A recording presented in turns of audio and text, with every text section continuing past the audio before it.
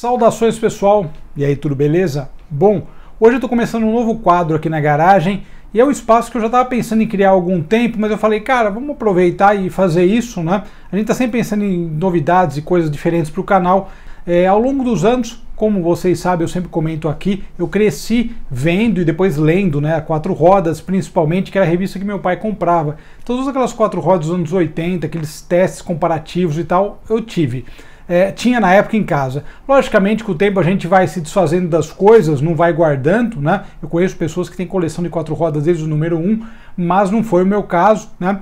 De qualquer forma, eu ao longo dos anos fui comprando revistas e guardando algumas reportagens que eu achava legais ou chamavam minha atenção. Então a ideia desse quadro é justamente isso, comentar algumas dessas matérias, não só no contexto da época, mas também de carros que eu tive a oportunidade de guiar depois, então vou falar minha opinião. Então confere aí, nossa primeira matéria será falando de dois clássicos nacionais que a gente comenta muito por aqui, mas nessa matéria de 2001 eles não eram tão valorizados, mas apenas pelos apaixonados, que é o Maverick e o Opala. Vamos conferir.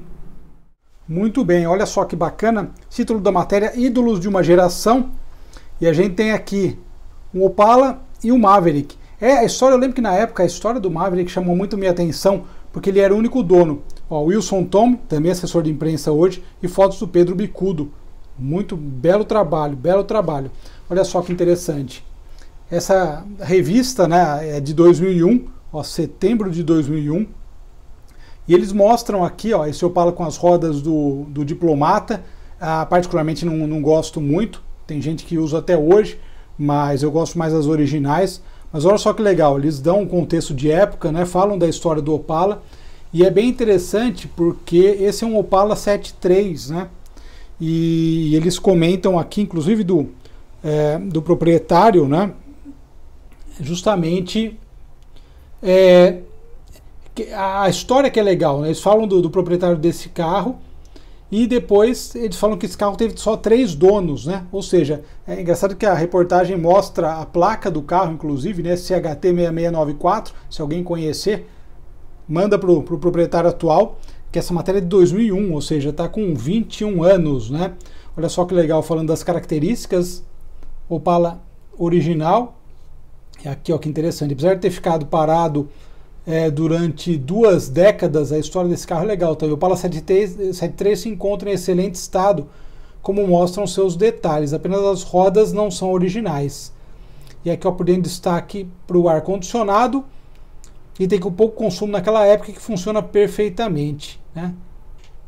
O pessoal fala da Stock Car Light. Eles falam tem esse box aqui falando da história, né, do Opala, pioneiro no Brasil.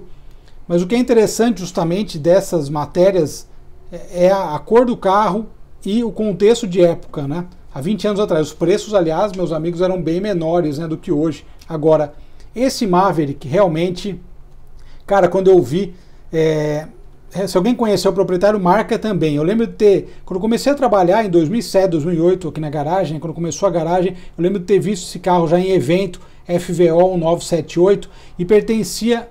Olha só que legal, a história desse Maverick é muito legal.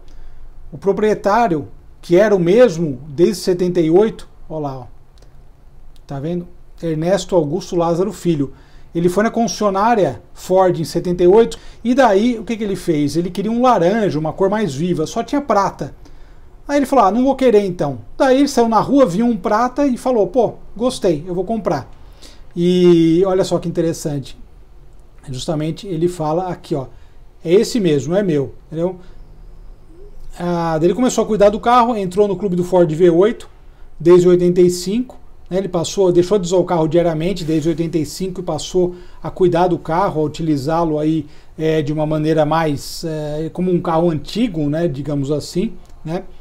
E bem legal, né? Eu realmente também esse carro eu procurei ele uma época para gravar uma matéria e não tive, acabei não tendo contato do proprietário e tal, mas olha que bacana, né?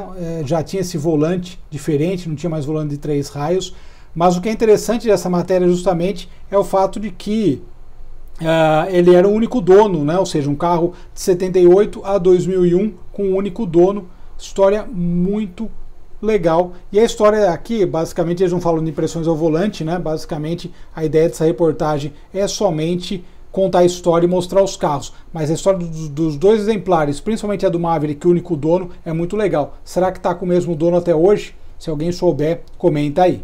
Um abraço.